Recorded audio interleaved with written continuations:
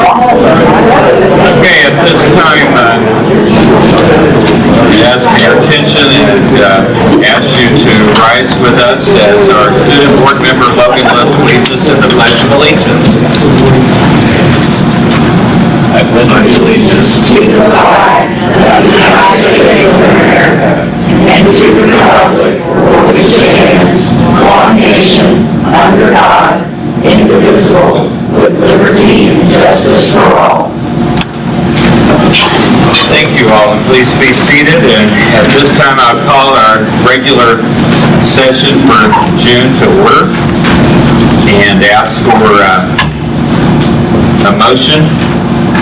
Gosh, you gotta find my place here. Got it. And ask for a motion to approve the consent agenda, which will be the approval of the minutes, the approval of the financial summary fund balances, the authorization for payment of bills, payroll deductions. Also, in the expenses, we have early bills of $827,507.44. We had no late incoming bills on this agenda around in this report. We do have deductions of $26,418.81, which leaves a total of $888,063.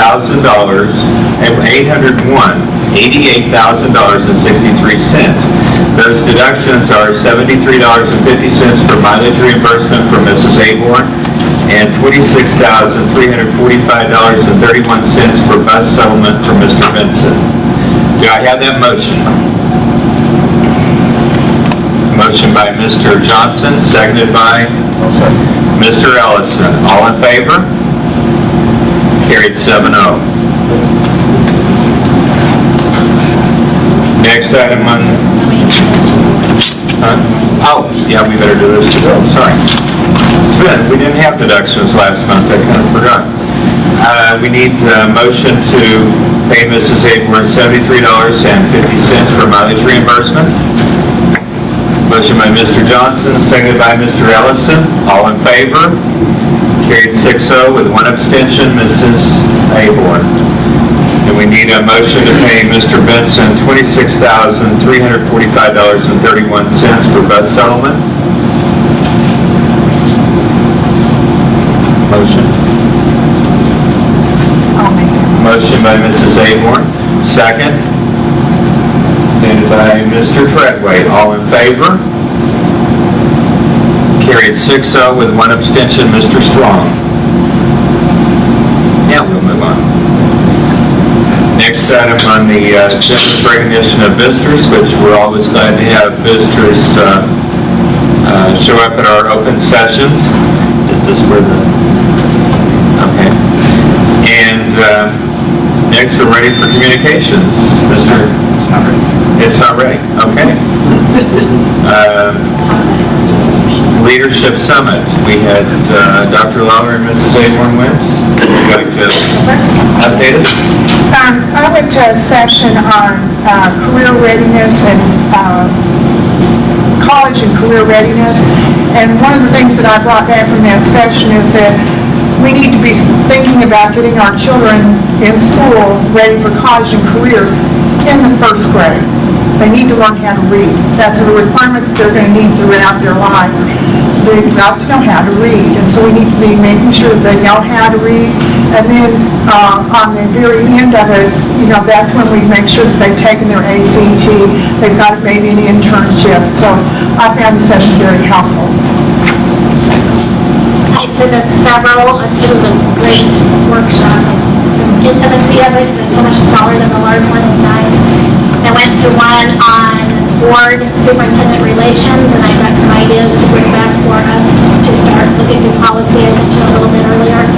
And I went to one on community, surveying our community and getting input from various stakeholders, and that is something that I'll implement what I learned from that before our July meeting. So it's beneficial.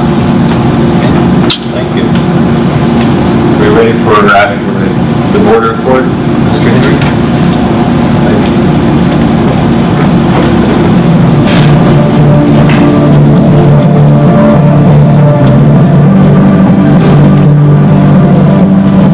everyone, and welcome to the Missouri School Boards Association's board report for the month of June.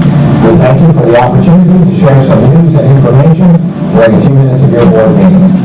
We begin with an update on the Raise Your Hand for Kids campaign. Supporters of the effort have submitted far more signatures than the constitutional requirement to put the tobacco tax increase to a public vote. If passed, the tobacco tax increase will fund the expansion of early childhood education and health programs in Missouri. Missouri currently has the lowest tobacco tax in the country at just 17 cents per pack, compared to the national average of $1.61. The proposal would raise the tax by 60 cents a pack, phased in over 4 years. Once fully phased in, this initiative will generate roughly $300 million annually. The proposal requires that at least 75% of the money will fund early childhood education programs. MSBA Executive Director Melissa Randall participated in a recent news conference announcing the submission of the signatures, and she says Missouri's investment in early childhood education is paltry compared to other states. And Missouri is at the bottom tier of the states in terms of our investment in early childhood education. We also are at the very bottom of the list in terms of cigarette tax.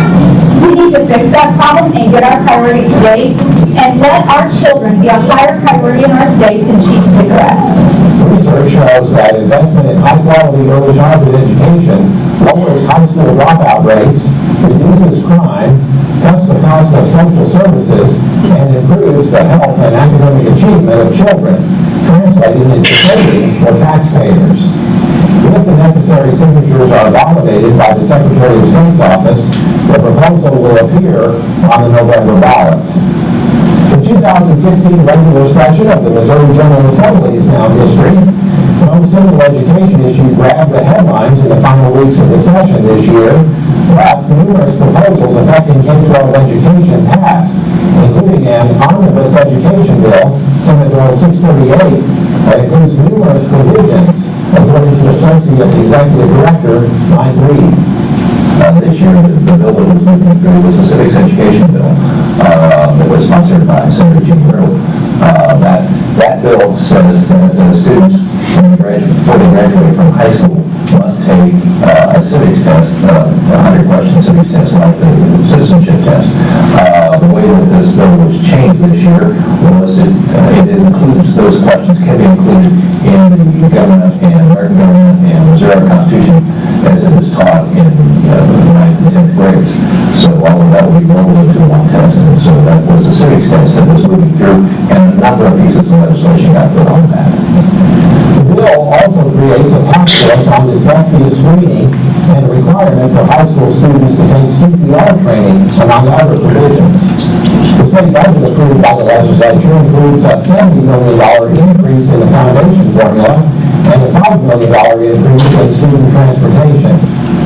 One of the major bills passed by the General Assembly this year would make it easier to fully fund the foundation formula by reinstating a cap on growth of what's called the state adequacy target. Governor Nixon vetoed that bill, but the veto was overridden prior to the end of the session. Among the issues that did not pass this year was legislation that would have put additional restrictions on the school start date. The General Assembly also passed about $80 million worth of tax breaks that were not accounted for in the budget. MSBA is sponsoring a visit to Washington, D.C. this summer.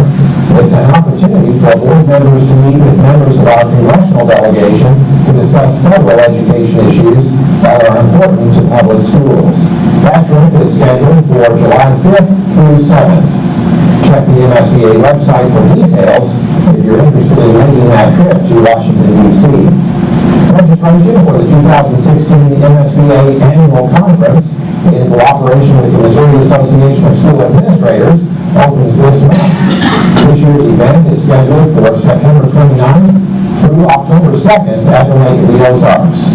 We'll have another outstanding lineup of keynote speakers and more than 100 breakout sessions, all designed to improve the leadership skills of school board members and administrators.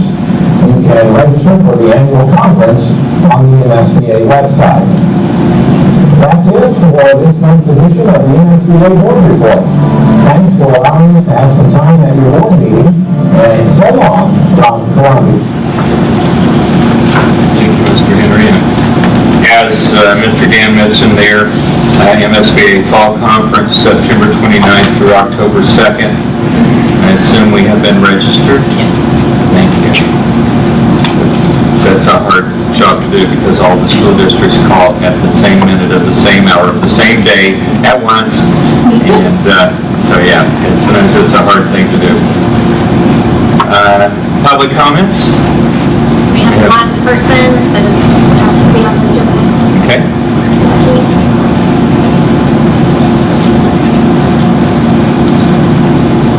Thank you for giving me the opportunity to speak. I have always been very proud of our community and the way people step up to help each other in difficult circumstances and in times of crisis, and I still am. But lately I've begun to feel like we're living in the midst of our own reality show, based on all the animosity and bitterness that has developed over the transportation issue. This school year has been very difficult for all of us. Decisions made, as well as a lack of resolution, has taken an enormous toll on our community and the families we serve, and has very negatively impacted the climate of our school. Change is always hard, and honestly, none of us like it. This school is here for the children in our community.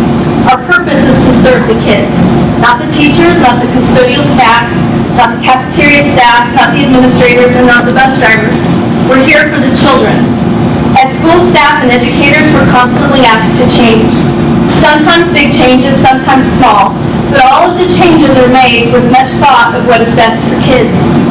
Our changes have occurred for teachers, aides, custodial staff, and kitchen staff in the form of many job reductions and many job eliminations. As enrollment has dropped, this difficult decision became the financially sound thing to do. The school district is the steward of taxpayer dollars. The taxpayers and the state need to know that the school makes every decision with great thought for what is best for our children and what is financially responsible. We are all asked to do more with less. Going to the new option for transportation would save the district a great deal of money. The savings of $150,000 to $200,000 a year would have a direct and very positive impact on the education of our children, allowing for additional supplies that are much needed by students and teachers. This process has been very difficult and very demoralizing. We hope a resolution can be reached quickly. Compromise involves all parties conceding something, and therefore all parties should benefit. All decisions should be made first and foremost with the needs of all the children in our district. After all, the kids are who we are all supposed to be here for. Thank you.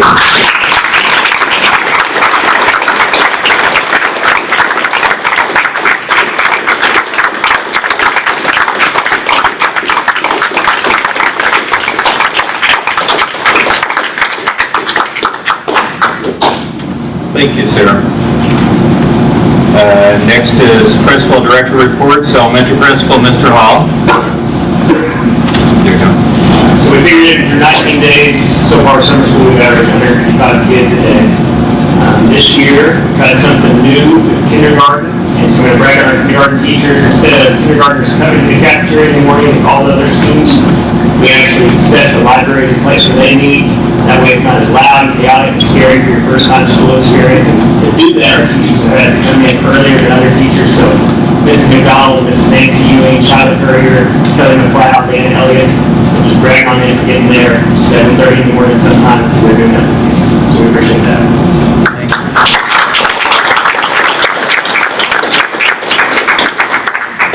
Middle School Principal, Mrs. Slattish. We have 118 students enrolled in summer school this summer. We're excited. We've added some new classes like geocaching. We've had library input. We've had a hunter safety course. We have some course completion. We're also trying to expose and help our kids experience some things they might not normally do by taking them on some field trips for all of our kids. And we're excited it's going really well. I also want to brag on our janitorial staff and our maintenance staff. They spend a lot of long, hot days in the summer scrubbing floors, painting, taking down old chalkboards. We have our last chalkboard coming out of the middle school. And just really call them thank you. We appreciate all their hard work, and want to thank the teachers that have worked extra time during summer school. So. Okay, thank you. High school principal, Mrs. Nash. We have 191 students enrolled at the high school for summer school, and we're still hoping we get more the last 2 weeks. Now, that's still another session where students can earn half a credit if they would like to come. So we're still encouraging our students to enroll for that. Again, I would like to piggyback on Mrs. Waters and say what a great job maintenance has done within our building. They've almost got the east building done and part of the west building, and doing a great job. Also, I'd like to brag on Mrs. Gilmore, who's been helping me with the teacher's lounge. We have repainted that and getting ready to redecorate it for our teachers. So thank you so much. Maintenance Director, Mr. Valentine. Special Services Director, this is really her last board meeting. Mrs. Lee. I'd like to say thank you for letting me spend 21 years here, and I would also like to say that this is a great community, and you guys have a lot going for you. Keep the students in the focus. That's what's important.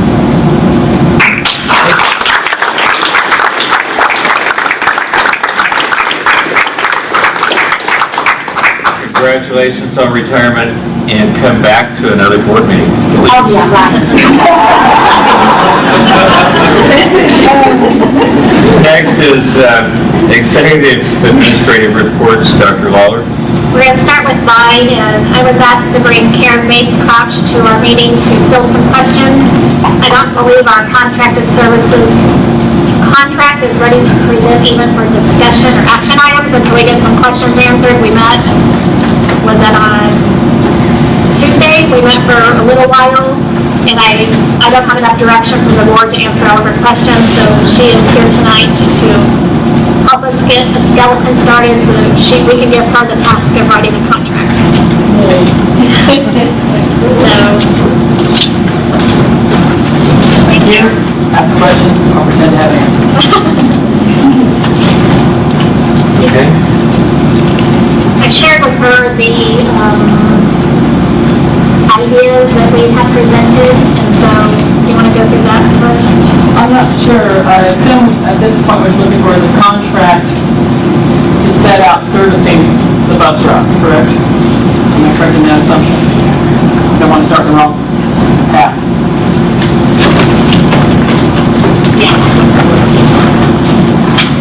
The paperwork presented to me is not viable because it has too many variables, and you're making a contract to make a contract, which seems duplicative to me, and it just needs to be resolved down to a single contract to set out the services for each party, what the consideration is going to be, what happens if it's breached, how do you cure it in the subject. Make it as simple as possible and set out what each side is going to do, what they get out of it. And it sounds to me, I'm just leaving on a branch here, if we just refer things as services, maybe it will help. Bus drivers are servicing routes, correct? And would that be an approach maybe to take as we start constructing this contract? I'm open to ideas, direction.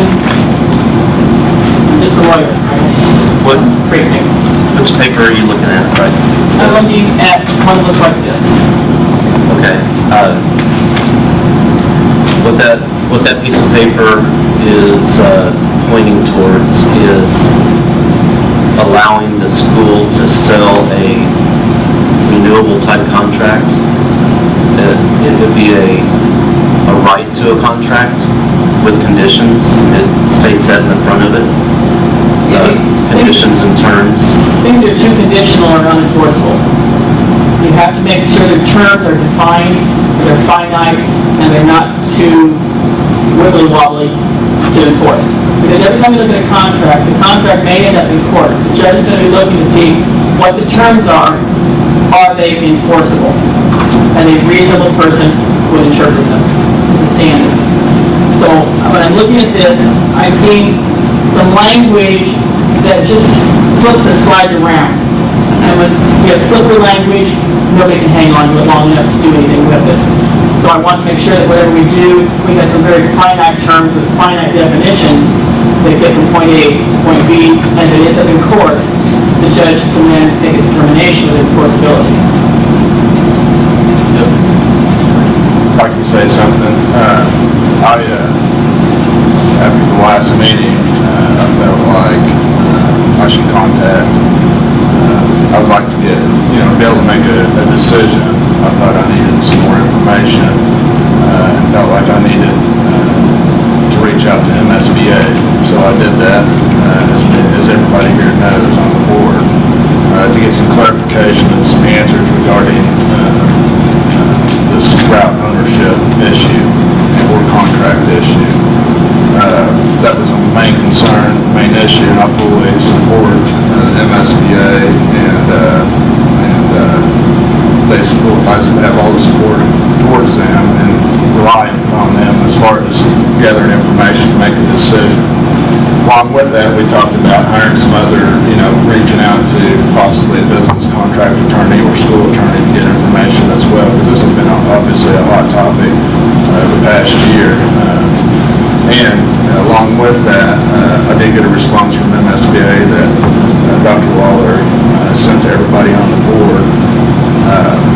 And they had a 5-page response and had some good responses, some good issues, and some answers to the questions I had regarding being able to sell or transfer a contract. And I think it would be useful for you in this ask, and it'd be useful for our board and the public as well to have what MSBA, which is the organization that we belong to use their points, whether you use them or not. At least everybody here has that opportunity to know and understand it. And with that, we are bound by an attorney-client privilege with them. I'd like to make a motion that we waive any privilege that may exist between the Ada School District and MSBA attorney for the purpose of discussing this proposed contract. So basically, everybody can, I can't use the information in this to go to you unless the board approves some of these ideas to be given to you and to the rest of the board, because it was directly addressed to me. So I'll make that motion. Could you say the motion again? To waive any privilege that may exist between the Ada School District and the MSBA attorney for the purpose of discussing the proposed contract in relation to the document that they sent me in response to the questions I had in regards to route contracts, ownership, their ideas on building a contract for transportation. Okay, motion's been made by Mr. Ellison. Second? I'll second. Second by Mr. Wallace. Further discussion? And that is for me, that's basically because it's written to you. Right, and they said that I can't discuss because we're part of the board. Because you weren't representing the board, you were just asking. I was just asking questions, and my point is, the information, some of the information, you don't have to use it. I'm just saying this information that's in here, we can't discuss. If you read it and you want to make some points or use this, we can't do it unless the board approves it. And she can't either. Because it was only addressed to you. Right. And that's part of, be waived by the client and never be waived by the attorney. So we as the client have to waive that privilege. You have the ability to waive it as the client. The attorney can never waive an attorney-client privilege. Only the client can waive it. Okay. So if you were the client, you have the authority to waive it. Okay. So we have a motion and a second. Further discussion? We are waiving just attorney-client privilege. So we can discuss this open so that, right? And so she include can that. have a copy. And include that They information can as have a part of our copy, everybody can discussion. have a copy. And also allow that information to go to. Yeah, but we're making it where we can look at it and talk about it. Yes, sir. Okay. Further discussion? Hearing none, all in favor? Carried 7-0. Okay. We're good. I would say that the paperwork presented to me will be read, utilized. Will you read this out loud? How long is it? 5 pages. I think an attorney wrote it. Maybe we can take. We got water in the fridge. Working with Peake County is 29 bucks, they're really long days. Can we just get copies of it? I emailed it out to everyone, I did not bring it into the room. Oh, I did, because I did try it, yeah. You were. I've got it later. Did you? Yes. You want to? I can read it if board wishes to read it.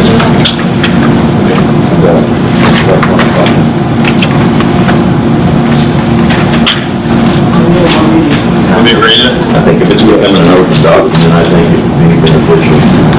Not only us, but the stakeholders that you read. You have an English teacher here, you want to read it? Ms. Walker, you want to read it?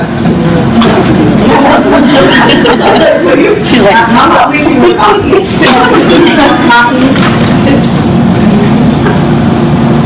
All right. It's dated June 15, 2016. To myself, Mr. Ellis, and I'm writing this letter in response to your email requesting advice. MSBA attorneys represent the district, and only the board can waive the district's attorney-client privilege and decide to make this communication public. Therefore, I do not have authority to consent to your request to read this letter to the public. However, if the board votes to do so, I do not object. Question: can the board sell a bus route? I have not found any legal authority that recognizes a bus route itself as property that can be sold, even if the school district wanted to do so. I believe the legal opinion of this subject issued by the district's attorney, Virginia Fry, to Richard Ash in November 2015 is clear and accurate. I encourage the district to review her opinion again. Bus drivers acting as independent contractors can have a property interest in a service contract during the term of the contract. However, the property interest ends when the contract ends. A service contract does not create permanent property.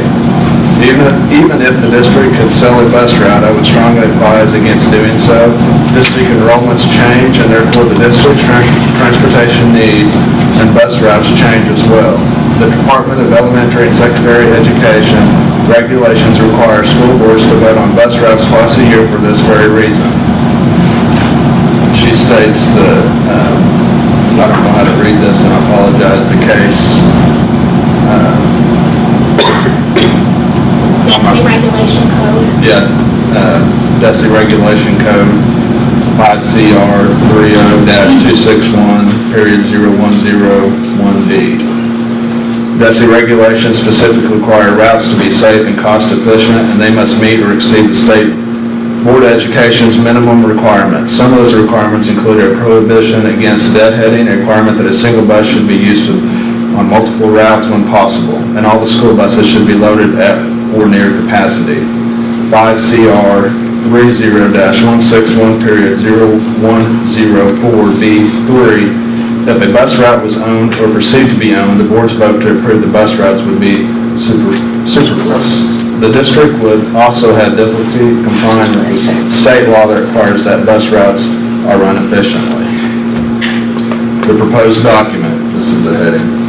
I have serious concern about the document you have asked me to review, and I sincerely hope that the district shares this alleged contract with Virginia Fry prior to discussing or executing it. Here are a few of my concerns. 1, I have no idea what kind of document this is, and I am unclear as to what this is supposed to do. It seems to try and sell a transferable and renewable contract. However, there is no evidence that such a contract exists that can be sold. It is unclear what the term of this alleged contract are, or whether the terms of the contract itself would allow it to be transferred. This document also attempts to be the contract it is trying to sell and sets some terms of the contract, particularly the conditions of termination. The last sentence of the document also indicates that this can be an employment contract, so it refers to other employees, that the bus driver is an employee. All contractual documents should be clearly written so that all parties understand what it is being agreed to. It is difficult to evaluate the legality of this document because it is not clear what is actually happening, and the related renewable contract was not provided and perhaps does not yet exist. I encourage the district to clarify who the parties are to this alleged agreement. The term contractor, new contractor, and buyer are all used. Number 3, I have concerns about the term right of contract as it is used in this document. Contracts themselves can be sold or transferred, assuming that the contract itself does not prohibit the sale or transfer. However, this term does not make sense when discussing a renewable contract. That very term implies that the contract is not indefinite, but has a length that the contract itself must be renewed, because binding contracts require consent on both parties, and that consent must be voluntary. How is this the right of the contract? How is this a right of contract? Once again, it is very unclear what exactly is being transferred between the parties in this document. The document states any condition met, reason for early termination of this contract will result in buyer receiving remaining compensation of base pay left in the contract and a refund of rights of contract purchase price. I do not know what is meant by a conditional met reason, but I assume that this refers to the conditions at the bottom of the document. Is this correct? Likewise, the term base pay is not defined. Because this language impacts the district's financial obligation, clarity is important. Further, the term termination seems to be misused. If the bus contractor receives everything he or she is otherwise owed, and even a refund of what they paid under this document, how was the contract terminated? There's this, number 5. There is a section that seems to address when the condition, transferable, and renewable contract can be transferred to another bus contractor. This entire section needs to be clarified, in particular the following sentence needs revision. New contractor must be informed what the refundable amount for said route is before a new approved contractor can purchase the right of the contract. I'm not sure what is being transferred in this section. If the transfer is a conditional, transferable, and renewable contract, then there is no refund available. The refund right only comes from this document being reviewed. Is the bus contractor transferring this document as well as a condition, transferable, and renewable contract? The first paragraph of this document states that a refund will be received if there is a termination of this contract, not the other contract referenced. Further, who is supposed to inform the new contractor of this amount? The final section of this document seems to state reasons that the district can terminate the renewable contract that is referenced many times in this document. Of course, I have not seen that document. I cannot accurately determine if these are the only reasons the document may be terminated. I can only analyze the language presented. The language presented needs clarification. The document states that the renewable contract can be terminated when new federal or state regulations are imposed, making it mandatory that the Ava R1 school district terminate this contract, at which time the contractor would receive the remaining compensation of base pay from the contract and the refundable right of contract amount.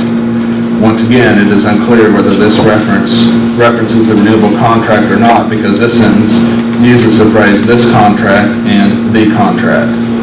Is this language referring to a renewable contract, which I have not seen, or is this document I am reviewing? Once again, the term base pay is also not identified or defined. Because the district is obligating to pay the base pay amount, it would be wise for this term to be defined. I also have concerns about how this sentence is phrased. I seriously doubt the legislature will ever pass a law that states a school district must terminate a contract. However, laws are frequently passed that negatively impact the district's funding source and pose new transportation requirements that might not be considered in this contract. Those need to be addressed. For example, if a new law was passed requiring seatbelts to be used on school buses and the bus contractor did not have a bus with seatbelts, the law itself does not mandate that the contract is terminated. However, the reality is that the district could no longer use the bus contractor's services unless the bus contractor purchases a new bus. Would this section apply in that situation? In addition, this sentence conflicts with the very next paragraph. This sentence states that if the law mandates that the district terminate the contractor will receive the remaining base pay plus the refundable right of contract amount. The very next paragraph states that if the district mandates by law to terminate the contractor will only receive the refundable amount and will lose their ability to transfer the route. Worse yet, the first paragraph of the document states that the buyer, presumed contractor, will receive a refund and the remainder of the base pay whenever there is a condition met reason for early termination. Which is it? Number 7. No, I'm good. Thank you. The next paragraph is highly inadvisable. If a bus contractor or hired driver violates the school policies or federal or state law, the bus contractor will still receive a refund under this document. I strongly recommend that the district reconsider this policy. A bus contractor could act recklessly or even criminally, seriously hurt or kill somebody, and the district would still be forced to write them a check under this document. This is reckless expenditure of district funds, and I doubt the public would be happy if this occurred in such a tragic scenario. Please note that this paragraph also conflicts with the first paragraph of the document. This paragraph states that the contractor will receive the refundable amount, but they would lose their remainder of the base pay and the ability to transfer the contract. However, the first paragraph of this document states that the buyer, presumed contractor, will receive both the refund and the remainder of the base pay whenever a contract is terminated early. Number 8, the next paragraph is simply not clear. Which party gets to decide whether an unforeseen, extreme, and detrimental circumstance affects the viability of the district? Does the district literally need to be facing bankruptcy, or is it enough that the district simply cannot afford so many bus routes? Once again, this section seems to imply that in this circumstance, the contractor will only receive the refund because the remainder of the base pay is not mentioned. However, the first paragraph of the document states that the buyer will both receive a refund and the remainder of the base pay when the conditions for early termination are met. Number 9, the final paragraph of this document is also problematic. Once again, it does not mention payment, so one could assume that if the bus contractor simply refused to drive a route, that the district would not have to compensate that person. However, in the first paragraph of this document, it states that the buyer bus contractor will receive both the refund and the remainder of the base pay when a contract is terminated early. I'm also concerned about the last sentence. Fair and reasonable compensation should be comparable to past contracts, with yearly raises being no more than other school employees. First of all these bus contractors, employees, or independent contractors. The term other employees seems to imply that they are district employees. This language needs clarification. Does this mean that the renewable contract must include annual increases? If this district does not provide increases, or the increases provided are not as high as the district's employees, does that mean that the district cannot terminate a contract of the bus contractor even if that contractor flat out refuses to drive a route? I strongly recommend that the district reconsider this language. This essentially allows the bus contractors to hold the district hostage if they do not think that the district is paying them enough. This language is essentially authorizing a bus contractor to strike when even the district's own employees are not allowed by law to do so. See Missouri Statute 105.530. I'm also concerned that this section could cause the district to issue contracts in violation of the Missouri Constitution. In the first paragraph, this document states that the renewable contract will be for 2 consecutive years.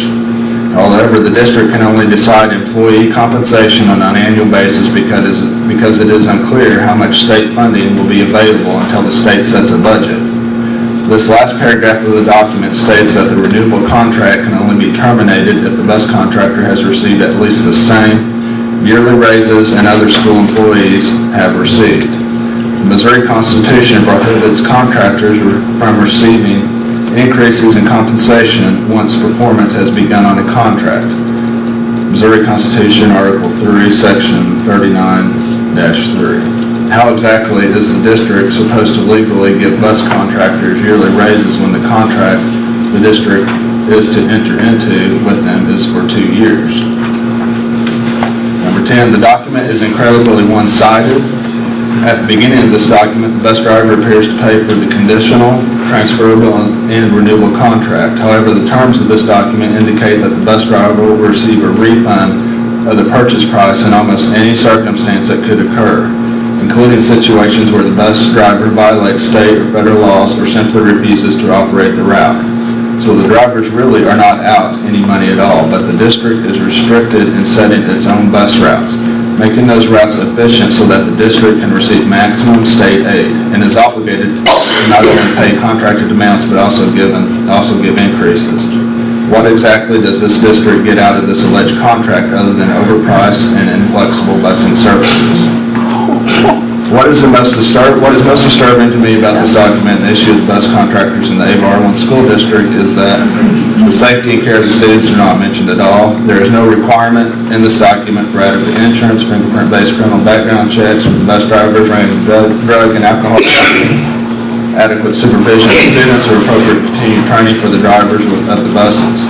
There was no mention of the requirements for safety devices such as GPS, advanced braking system, low emissions, school bus cameras, adequate communication systems between the buses and the school, and child check devices that ensure the students are not accidentally left on the bus.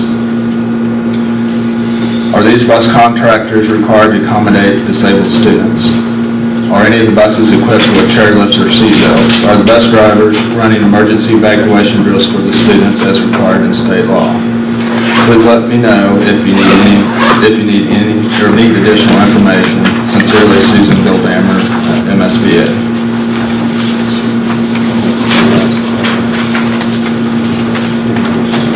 Do you have a copy of the addendum that everybody signed? Mr. Henry, you're getting something. A copy of the addendum that everybody signed? Do you have a copy of it? No, I do not.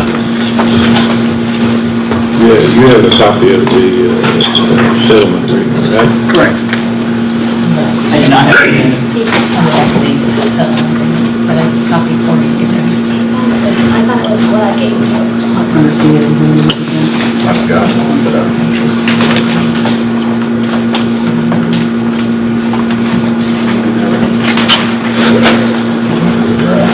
I do have it, I apologize, I do have it attached to the copy, I didn't have it in the right place.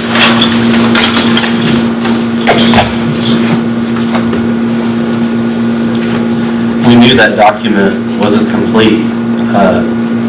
That's why we hired you, to have you look at it and to make it legal. A lot of the stuff in here doesn't even concern what we're doing in there.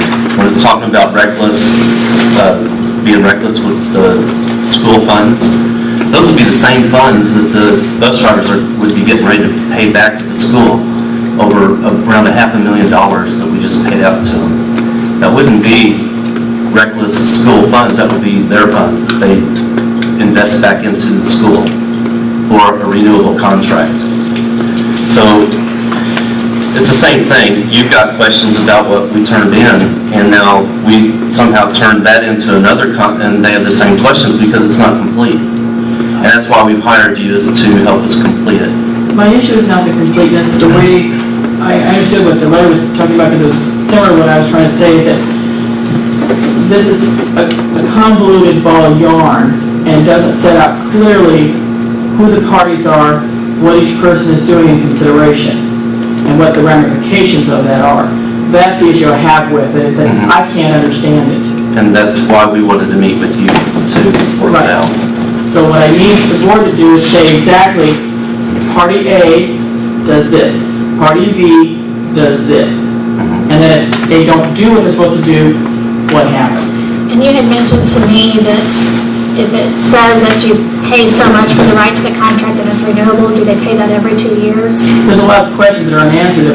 So we want that, so Right. we want to. And of course, one of the issues they talk about is if you're giving them a 2-year contract, but yet you're budgeting for each year at a time, that conflicts with itself. So those are the things that need to be ironed out to make them so they're not conflicting with each other. Of how long is the contract? What are the terms of the contract? What's the consideration for it? What's the breach of it? What's the cure of it? Those are things, and each term needs to be defined. And I would really put that at the beginning of the contract. If this means this, this means this, this means this. So everybody knows exactly what a contractor is, what a route is. All these terms need to be defined specifically. So once I have guidance of exactly what those terms are, I will put them into legalese. But until the terms are truly defined and I understand what the board wants, I'm in a quandary at this time because I cannot tell from this document who does what for how much. I can't tell, literally. Okay, so, Lowell, do we start right now? Is that, are we? Yeah, I believe we need to give her guidance on all the questions that she needs so that she can start, because I told her we needed it in 6 weeks and she kind of, Depends on how many times it needs to come back, because when something is drafted, it needs to be run back through the board, corrections made as many times as necessary before it reaches the point where it's voted on. It needs to be cleared ahead of time that everything is correct and every question has been answered by everyone out here, everyone up here. Do we need to make a motion? What do we need to do? we just need to give her direction so she can write a contract. Just have her pull up the chair, probably, start it.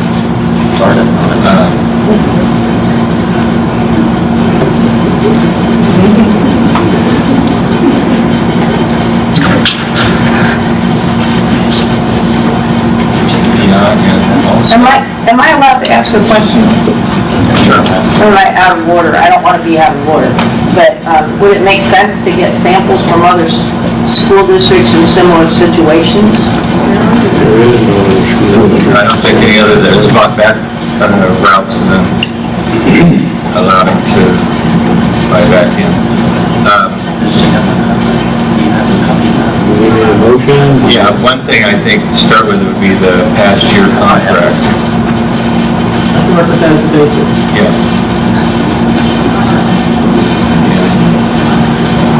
Well, let's just make notes. I mean, let's make notes what the center.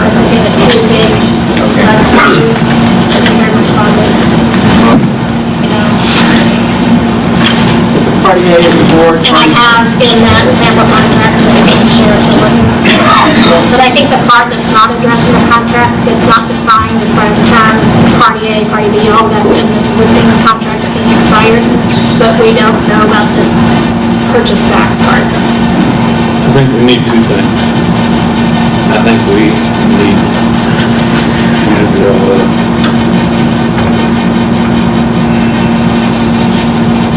an agreement or we sell back to 17 contractors what we bought in the purchase agreement and the addendum.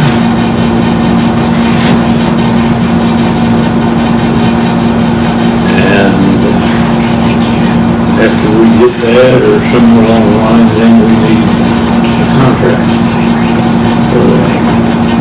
One thing that I would just ask for clarification, because we keep going back to this anyways, and throwing this back on the table. Mr. Braun makes a request to sell back, but yet we have multiple attorneys that do school law for a living and have for years and years and years.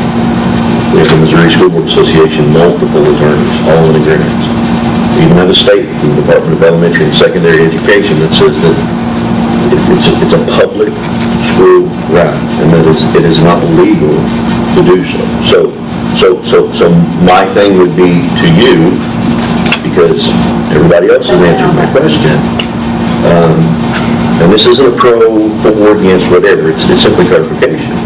If there is a law that allows it, write it, and then present that to us as a board, so there is In clarification. the hour I was allowed to do some research, I was not able to find that. However, if you phrase it as a contract for service of a route, you have negated the whole issue of ownership, even though it's been established by the addendum. It removes the problem from the contract because the bus drivers are servicing a route. And that way you're transferring the service. If somebody comes out and fix your dishwasher, you're transferring that service contract to the next person to fix your dishwasher. I would allude to the same type of concept. And that's fine, but it still all comes back to the school who is responsible for those routes. How are they responsible? It was mandated by DESE What I'm saying is, what does it mean to be responsible? I'm asking for, what does that mean? Are you responsible for keeping the roads in condition? Make me understand what you're talking about. You want to answer that, so I'll make sure. Yeah. We're responsible for having efficient routes that are loaded to the highest capacity that we can. Of course, we don't want children on the bus for unreasonable amounts of time. We're responsible to prevent deadheading as much as possible. To go back to the letter of the definition, you're determining that then as your responsibility. Yes. And once again, if you come back and show us something, I'm great. Because this whole process has technically, that was one of the things that began some of this and got us into some of the issue to begin with. The only thing I've asked for, I haven't spoken against or for one way or the other, clarification. And right now, the only clarification that legally of any kind that we have received is that it can't be done. Because it is a public school. We receive government funding, which makes this a government entity. It's a public school funded by the state and federal government, and neither of those provide for or allow for the sale I agree. Okay. That's my understanding. You cannot own it, therefore you cannot sell it. However, you can contract to service it. And that's fine, I don't think anybody at this table has an issue with contracting the service, at all. Does that eliminate the issue then? So you're saying that can't be done? I'm saying I haven't found anything in a short hour. I've had to research it, that there can be ownership. Then that's consistent with MSBA and DESI and everything. I've heard it say that several times, but they never say it's your statute. I couldn't find anything. I could not find anything statutory on it in the Missouri statute. And if there's not a statute against it, that doesn't mean it can't be done, it just means that there's no law against it. My question would be, who owns it? Who technically owns it? The board? The school? The district? The centralized Missouri State Board? Who actually is the owner would be my question. From a technical point of view, who actually owns it if there's an ownership? I don't believe there is an ownership. If the taxpayer, if we had an election and the whole southern half of our county went to Gainesville because everybody voted that way, we don't sell it to Gainesville, they just assume that area. That's what I'm saying. I don't know what ownership it would be and how you would define it. But in the days of consolidation, the school districts were paid, the communities were paid. And that's where these school bus routes came from, was the days of consolidation. It's been like that since back in the 30s. And at times the school had bought routes, they'd operate them a year or two and decide they didn't want any part of them and sell them back. What exactly did they buy? That's my question. I'm trying to find my mind. What was purchased? Was it just their services on a particular They were bought and sold and for umpteen years they were called routes. I own this route. But there was no paperwork. You know, there was nothing.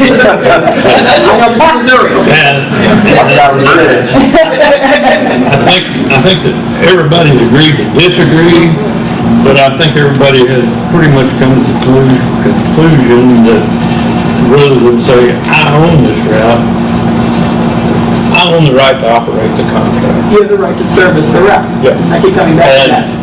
I can buy or sell it, I can transfer it with the approval. The right to service, not the ownership, the right to service the route. And it's a lasting thing. I mean, if I have one, it's mine until I decide to get rid of it, or sell it, or transfer it, or sell it back to the school, whatever. It's in perpetuity on a renewal basis of an annual designation, because you can't get beyond the annual designation because of the funding, correct? Right. And the contract is a year, 2 years, 3 years, you know, ours before they've been a year at a time. I think you go more than a year because the funding is every year. I think the letter was correct that man, but if the funding is every year, how can you promise a 2-year contract if you don't have the funding for that year already in place? I'm asking questions, I'm not telling you what to do, I'm saying I have an issue if there's not funding until there's been a decision each year, how can you have a multi-year contract? We have been told that before, we did only go 3 years, and each of those years, the pay had to be in. Like, year 1, you made $1, year 2, you made $1, and then year 3, you made $1.10. But how do you anticipate the funding to cover that, is my question? I guess the same way we do when we do a 5-year on a food service contract or a 3-year on the superintendent contract. I know, but that's still we're guessing that the funding's going to be there. True. So like OPA's renewed yearly, mine's renewed yearly. But yeah, that's the employee that's supposed to end that contract. We do that with OPA, our food service. Which is an employee. It's a 5-year contract, but it has to be renewed yearly. So if something funding wise or So it's really not a 5-year contract, it's a renewable 1-year contract for a period of 5 years. It's 5 years, but it's renewable every year, same as our banking contract. So it's technically a renewable We have several. annually for a set period of years. We just call it a 5-year, 3-year, or what, that's hillbilly talk. I got legally for the I know. But I think we need 2 things. There's a year-to-year renewable contract, and I think we need if we can do it, we need a legal contract to sell back. What are you selling? Right to operate the contract. No right to operate routes? slash contract, whatever you think's best.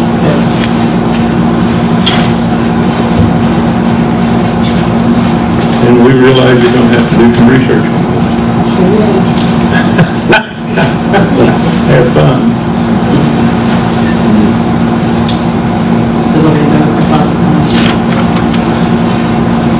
I did a history of how the bus routes came to be in this county and presented to some of the other attorneys that's helped us, and I should have made a copy and brought to you. But they did originate in the 1930s when we had a county superintendent, and those bus route owners bought rights to their routes through the county, to the county superintendent, which sustained our little rural schools in the 1930s. That's one of the ways that they could really keep all the little 160, I think, school districts going. When consolidation happened in the 1950s, those bus routes then were given basically one at a time to AVA R1 through the county superintendent. And in 1968, 69, something like that, the school bought 4 routes, and 2 years later turned around and sold them back. And then I think the last one was in 1982. I know we're talking several years back, but it's in my lifetime, so I don't think it's that too far. 1982, I think, is when they bought the last route, and that was from Fern Huffman. And so it's not uncommon in this district, in this area. Yeah, in this district. In this area. And there's an adjoining district to the west of us that they own a route, and they also, the school owns a route, and another route, the bus driver runs the route. So we've got an adjoining district that does both. That's in Plainview. Yeah. Is it my understanding that the money paid under the settlement agreement is the purchase price of the service contract? Good. It's over 19. They're individual Yeah, people. For each person's contract, the purchase of the service, the ability to have the service contract on a renewable basis is the settlement agreement price. Is that correct? 80%. The settlement That's what she agreement, said, so we'll agree with that. There's a set amount of money paid to each driver, correct? Yeah. It's an individual contract. yeah. My question is, from what I'm hearing, is that sum of money paid to driver X, the amount of money that that driver X pays to purchase the service contract renewability? The amount he received in the settlement will be the amount that he will pay on each route. One time One time. to buy a contract that's renewable. And then somebody will give me the numbers of the annual. Is it varied by bus driver because they have different routes then? So X, Y, and Z will each have different amounts based on their own particular servicing route. Based on mileage. Is that a number that's predetermined on the previous contract that I can look at then? Or is it determined each year? It was determined on the letter that they issued. Talking about the future renewable contracts. Are there numbers in existence right now for each of those drivers to begin a renewable contract for an annual? How we pay, terms for how we pay, yes. Correct. Okay. Yes. So is there a formula? We're getting it, as soon as I can So find there's a it. formula that I can go over. There she comes. I think I have it now. I'll pay for it.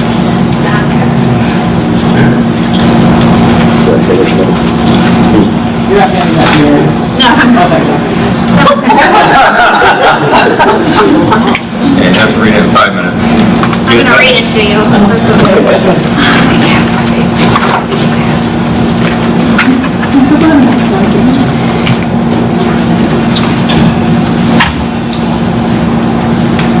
Through the previous contract? So there's one for each. Same only. Different. This one is, this is.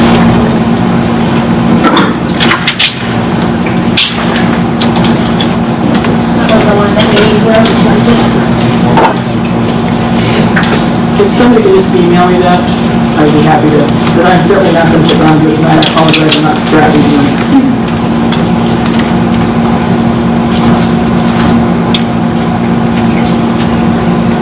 We don't need it at midnight or anything. Just 2 o'clock. I had a judge tell me this hearing started at 1:30, we go till 4 AM, I said, fine.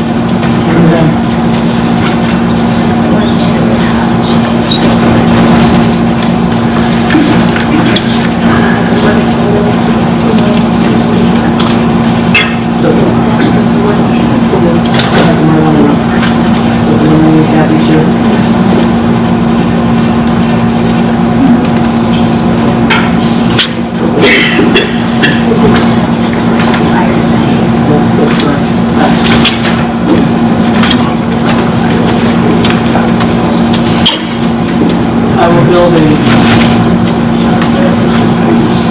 contract framework that you can insert person, et cetera, into it. So it's a basic, generic contract. Is that acceptable? You see the conditions, some of the conditions at the bottom of that. The school will need some safeguards. It's in the contract with the existing, all of those things. You had me one that just expired. Will it have the language or? There should be something about GPS in the new contract. This is the one with the terms. Are they both? We really want the terms of this some of this ones. GPS terms.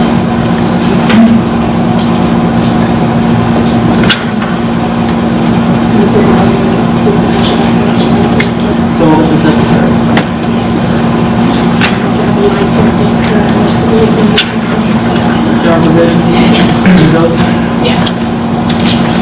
So basically, everything in the contract But the minus terms of the other. minus terms, so the district agreement on is relevant. Correct? Well, that's where the terms of the other one will pop in. Basin. The compensation you talked Yes, about? yes. You'll see they mirror up pretty good. Well, if that comes back to you guys to go through it and make sure I didn't spoil it too far.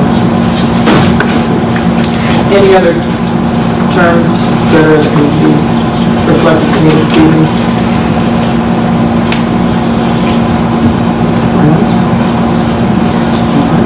Any other questions? My head is swimming, I think I have it.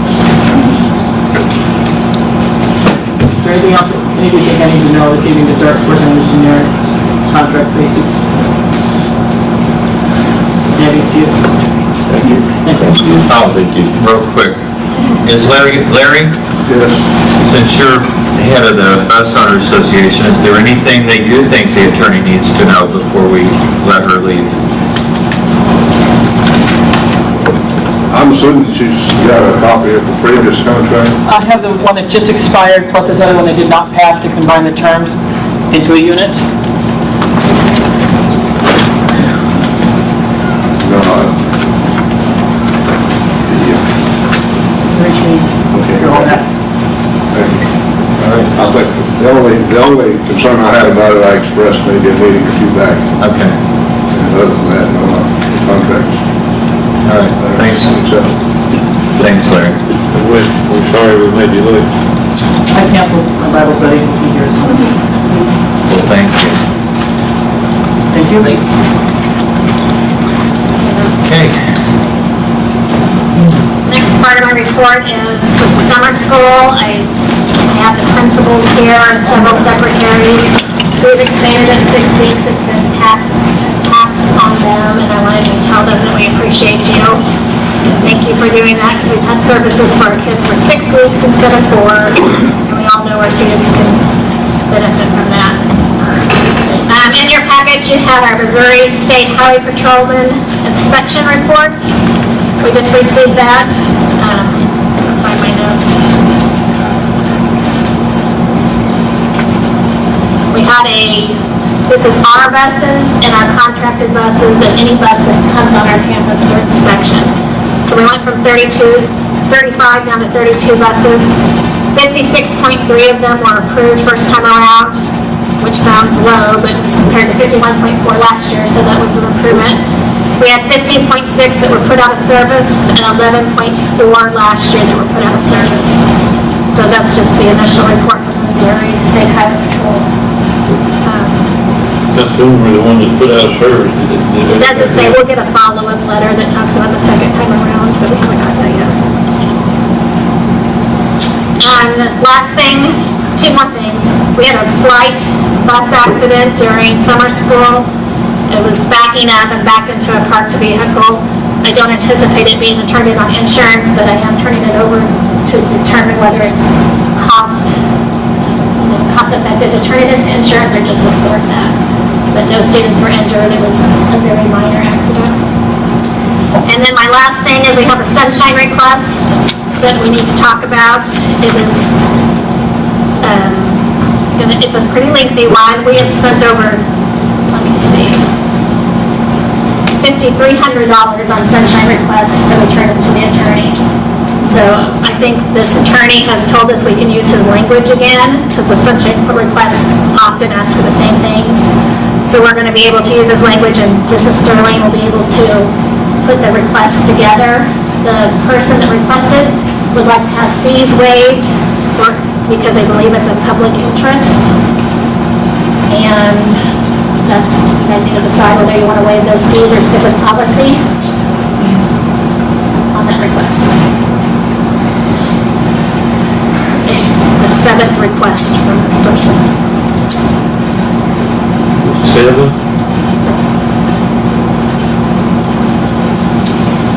What happened to the first 6? Some of them were pulled and some of them were answered, but our attorney tells us that we don't have to give every bit of information and we have to redact. So if it's a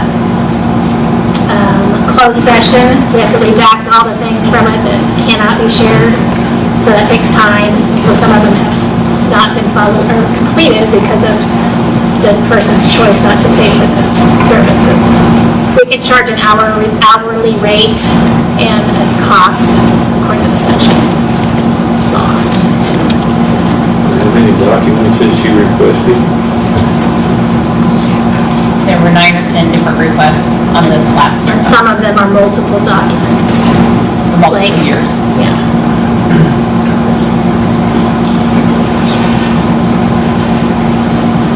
So we will answer it without taking it to an attorney. We have all the answers that have been requested before. We have the language and the permission to use that language again from Ransom Ellis. But I just don't know whether you want to waive the fee and the copying and the time, because it's going to take some time to get all put together.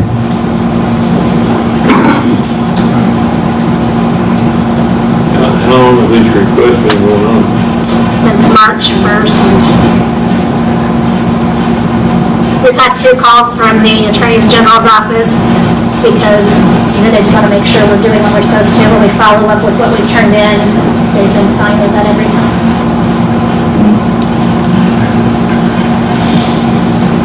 Casey, I think doing this.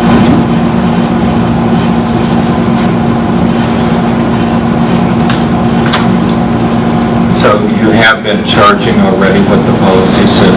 Some, and then sometimes it's not collected or not, I don't know the word, acted on because the party has decided not to pay the fees at the time. So this time we're requesting that those all be waived.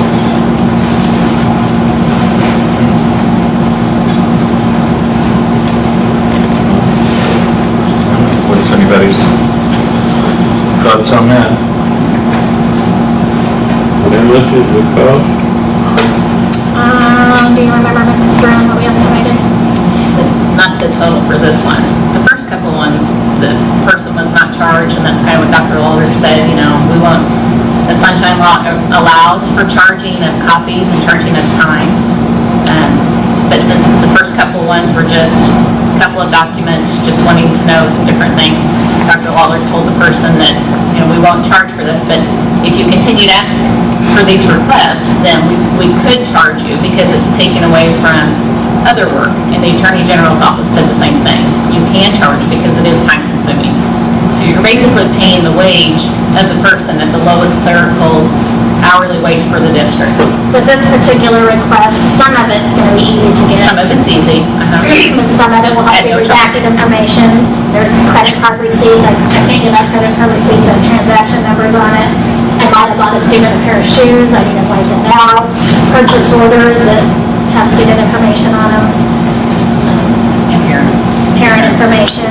So it's gonna take a time for somebody to go through all that, redact all the information out that it's protected regardless. So they're asking for credit card receipts?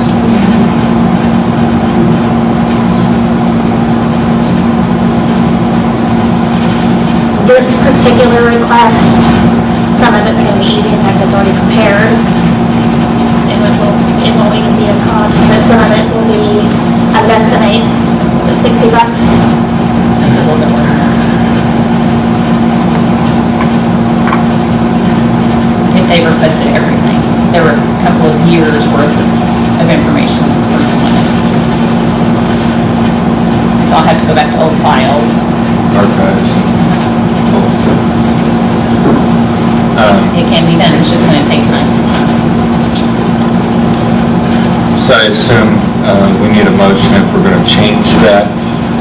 If we're going to allow it to be completed because it's in public interest.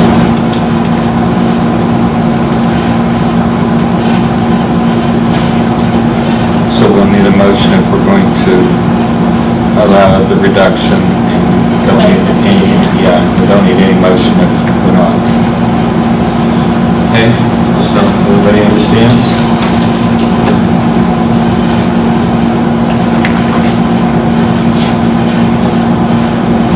So, whatever you guys think. What do we need a motion on that? If we're going to reduce or disallow the fees on this sunshine request, we'll need a motion. If we're going to allow the policy to stand, then we don't need to do anything. How much are the fees? I'm guessing $60 to $75. How many documents is there? It'll be hundreds of pages.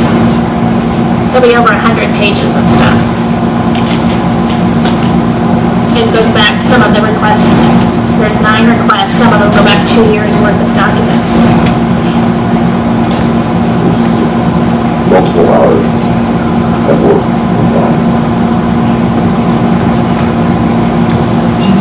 So it's whatever y'all want to, somebody wants to make a motion to The copies are 10 cents a copy, it's the time that it will take to do it. Yeah. do the reduction, or if you want it to stand, we'll just move on. Right? It's either or. It seems to me the policy's fair. Okay, policy's fair, I hear that. Anybody else? Here, 2, 3. 3 is saying. 4 is saying policy's fair. Okay. How soon are the documents to be sent out? We have 3 days to reply to it, but it won't, we have auditors coming Monday. I have 2 of my leads are out of the office for vacation, so probably by next Friday. We'll have it ready. So another week. But I don't have a full staff during summer, and we have to prepare for the auditors Monday. That'll be on later. So then the fees remain, correct? Yeah. Yeah, there's no motion, so we'll move on to, okay. All right. Next is Mr. Henry's report. Summer school, all the summer school teachers, we increased that 50% this year, and so they had to work really hard to, they wouldn't tell you this, but summer school day is a little longer this year. And they've worked hard to make sure kids are engaged, and I want to thank both of the Coach Leonards for letting me get in the way of both of your classes, so thank you guys. Federal programs, our Title I, which is the biggest of the federal dollars, that program continues to drop, and that's just a result of enrollment, same as everything else. Our Perkins money that we started last year for high school vocational, that's gone up just a little bit. And Mrs. Gilmore and Mrs. Embry received notice that they got a grant for the high school business program, so we're excited about that. But those federal dollars do continue to drop just a little bit. Thank you, Mr. Henry. Next is the discussion action items. We have the budget amendments for 2015-16.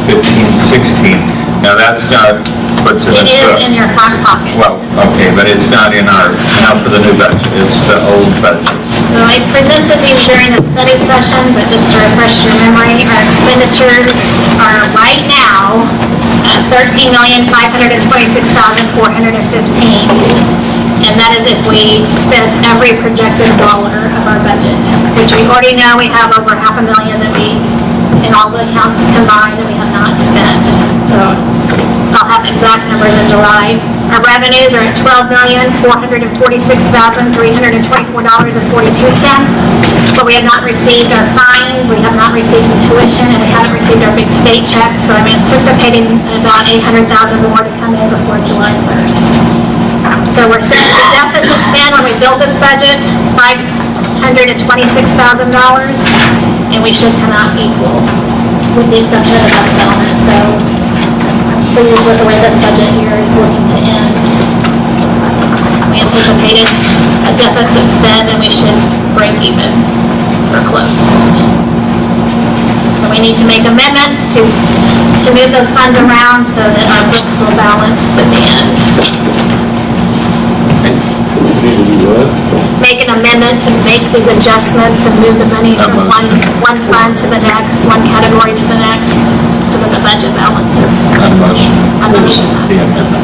Yes. For a motion to amend the expenditures and revenues of the 2015-16 budget. Okay, if somebody would like, Mr. Wallace would like to make that motion, and Mr. Johnson, are you nodding because you want to second it? All right, let's move on then. We got a motion and a second on the floor. Any further discussion? Hearing none. All in favor? Carried 7-0. All right, next item is resolution for Fund 4 transfer. At the very end, when we get our budget finalized on June 30th, when the last payment is paid and the last dollar comes in, we transfer as much money from Fund 1 and 2 to Fund 4 as we can financially to pay for our capital improvements around the campus, because you can't build that fund up. So I need a motion for a transfer up to $1 million, which I would love to transfer $1 million, but we're going to not get to transfer $250,000. Let's say $1 million. Transfer up to $1 million for the general fund to the capital projects funds for facility development, facility renovation, and property purchase to be developed over the future. You have to be very specific in this motion to say that it's going to be for capital project improvements, to do a For resolution. clarification, this is something. We do this every year, What did we just vote? amending Fund 1, 2, and 4. And now we're going to make a resolution to transfer the fund. It's still the same money, but we're going to transfer from 1 and 2 into Fund 4 for capital projects. It's a yearly thing. And that's how we build it up to pay our bills for Fund 4. And that's why she says up to. It just gives a blank. It's the maximum you can ever fund transfer, and we never transfer. So we have, it's the same money, but we're taking it from Fund 1 and 2 and putting it in 4, so that we can pay our lease purchases. I needed to see it. That figured out, you need more clarification. That's why I need to ask. That's right. All right, I have, Mrs. Aborn would like to make the motion, so just read it to us. A motion for the Avon 1 Board of Education to approve a resolution to transfer up to $1 million from the general fund to the capital projects fund for facility development, facility renovation, and property purchase to be developed over the future. All right, do we have a second? Second by Mr. Wallace. Any further discussion? Hearing none, all in favor? Carried 7-0. We need this. Pass that. Next item is to adopt the 2016-17 salary schedule.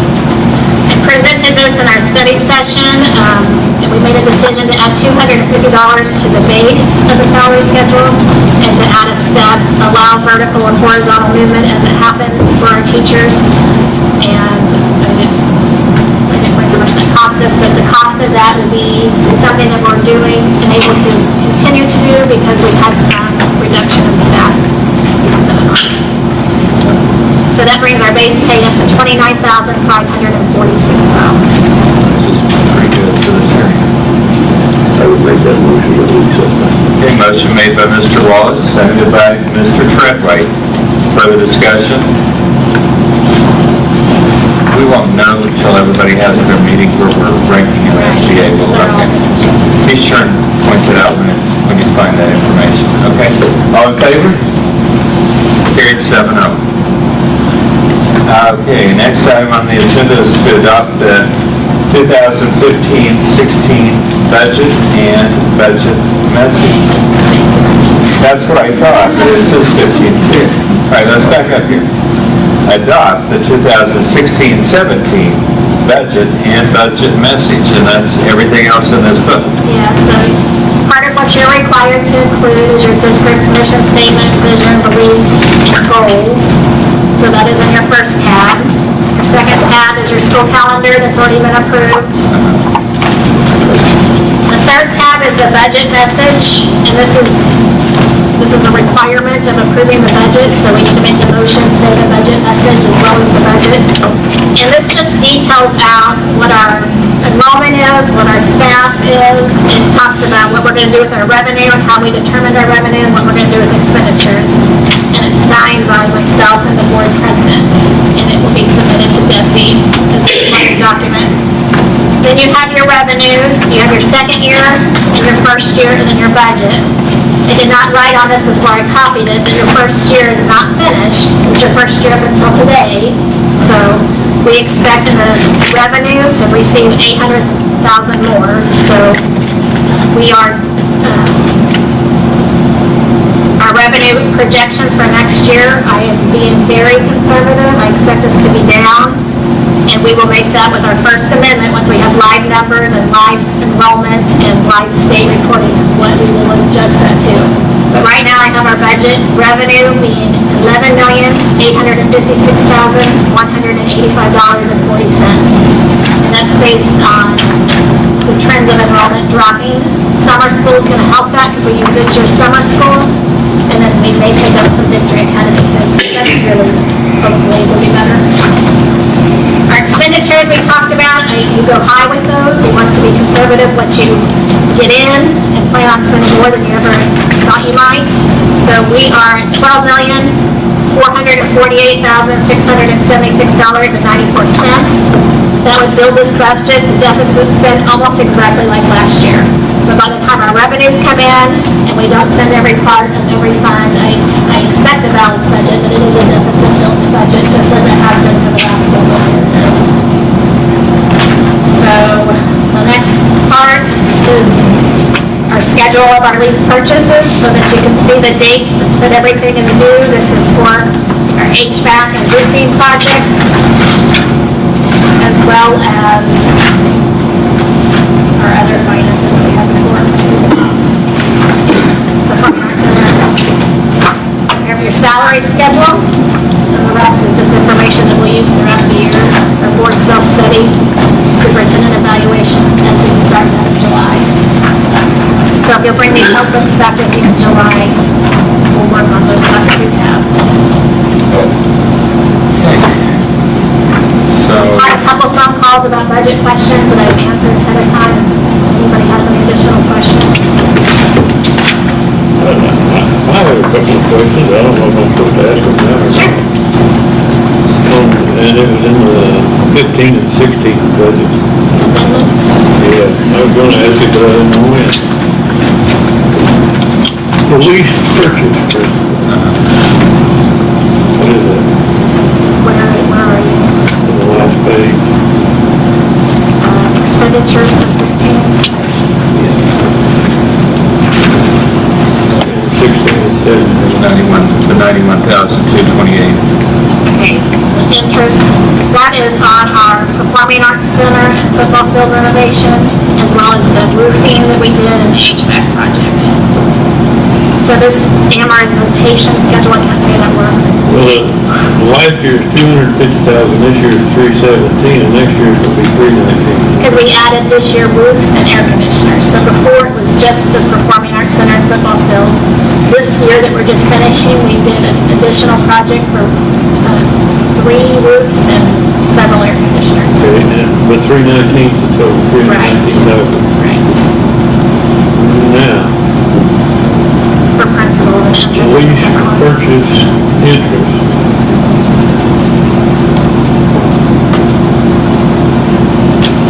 $89,054. It'll be less next year, right? We'll pay more on principal, so it'll be less next year. What it was. We'll pay on principal, so it'll be less next year than what it was this year. So part of this 89,000 is paid on the principal. No, that's all interest. That's all interest. This year was 91,000 something, 91,228. Yeah. So those will start shifting. So it'll Well, if start. that's the amount we owe and that's the amount of interest we're paying on 35% interest. No. I think you're right. Yeah, it's less than 3%. Yeah, it's 2 point, so it's. What amount are you looking at, go? 319,000. That's what we pay.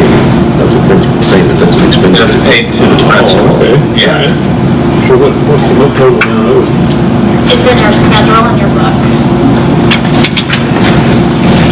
The Oak Star loan is the first sheet in this book, Thank you. behind the log, right here. Amortization. Yeah. Spells out how it spends down every single year, what we pay in interest and what our payments are. So we have 3 separate ones, one with Oak Star, which is the first one, and then one with the Missouri Health and Educational Facilities Loan, which is the second one, and the third one is through George K. Brown.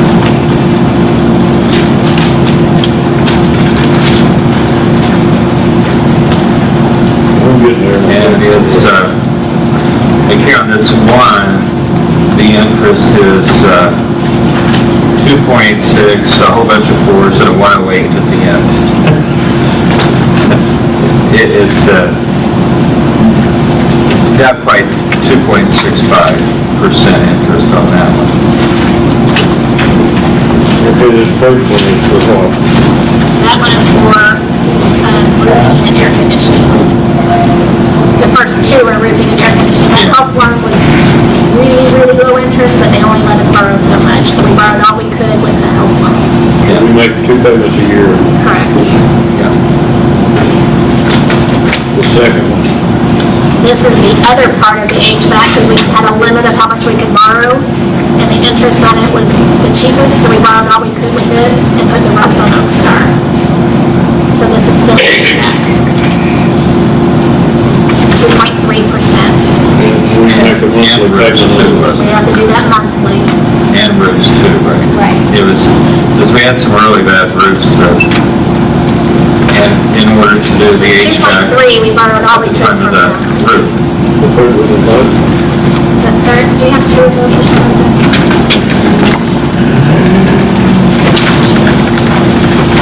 It didn't copy front and back, it's 3 pages because it's monthly. You got page 1 and 3, page 2 didn't get copied. But it's the same loan, this is the same loan Everybody did the longer payout. because it's monthly. And then the last one is the Performing Arts Center and football field. We refinanced all that together with all of our other loans in 2013, and we started that process. And got, as you see that we got 2% there for some years. Until the principal is paid down, we Yeah. were at 2% for a long time. Then it goes to 2.1. And that was through a bonding company, so we would sell bonds for them. What is the principal doing for you? Why is it,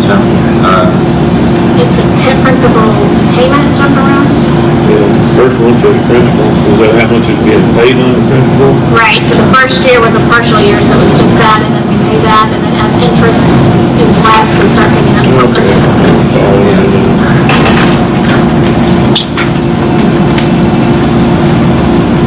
With all those zeros, it's kind of mind-boggling, but Yeah. cross-eyed.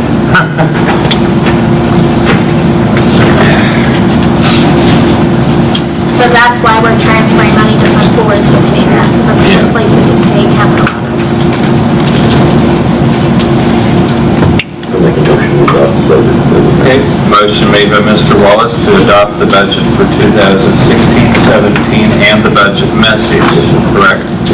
Okay, did you get that, Mrs. Strode? Okay, do we have a second? Second by Mr. Ellison. Further discussion? Hearing none, all in favor? Carried 7-0. Oh, yeah, second. Okay. Next item is to adopt the 2016-17 breakfast and lunch pricing and the hunger-free calculation. Because this is federal dollars, they want to make sure that we're aligned appropriately with our prices, so there's a calculation that we have to do. And we did that calculation, and it's not required to increase our lunch prices next year, so I make a motion to keep everything the same and keep Recommendation. motion. That was funny. One day I'll let you, not today. I make a recommendation that we keep it the same, because I don't know why we pass any expenses on to our family when we're still getting the state reimbursement. So we're good for another year at the same prices. I'll make that motion. that we Okay. Keep the school lunch prices and breakfast prices the same. Okay, motion made by Mrs. Acorn, seconded by Mr. Treadway. Further discussion? Hearing none, all in favor? Carried 7-0. Okay, next item is to adopt the 2016-17 milk prices. I have the same recommendation for that, that we keep it 40 cents a carton. I make that same motion that we keep milk prices the same. Okay, motion by Mrs. Acorn, seconded by Mr. Strong. All in favor? Carried 7-0. Next is our committee assignments, and We don't need a motion, I'm just getting ready to pass this on to directors and principals. We start a new year in July, and so please review it. If you're in the wrong spot, let me know so that we can get the right information to our principals and directors, because we'll start committees soon. and I don't remember what I'm on, but if somebody wants it, just tell me. I'll be glad to move around a little bit. I just don't want, oh, there we go. I just don't want to move to one that needs, like, a lot, because I don't have extra time right now. But if you do want to, if you want to switch around or anything with me, it's no big deal.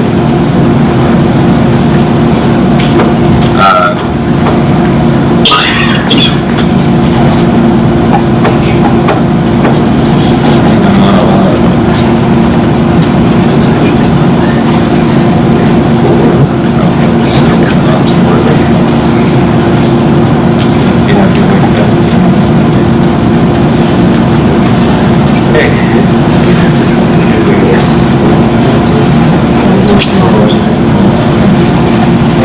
Everybody happy with what they got?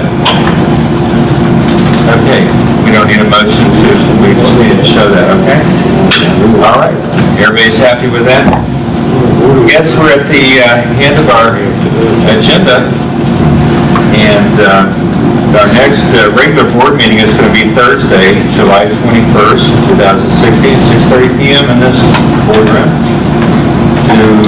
Does anyone have a conflict with that date? Okay. Suppose I'd like to say something. The July 21st.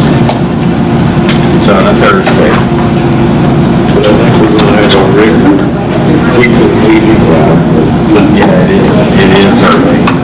16th is very early. Oh, okay. I would like to make make sure that everybody knows that there's going to be a fish fry with bluegrass music and an auction Friday, June the 17th at 6 p.m. At the Douglas County Veterans Memorial Association building, which is a building across from the post office, for the benefit of Tree Vitay. Tree Vitay is one of our school employees that has cancer. So if you could come to that, she would appreciate it. Yeah, very much so. And tell that date again. It's Friday, June the 17th. Wow. Yeah. At what time? 6 o'clock. Probably by donation. Donation only. Yeah, we all need to show up for that, for sure.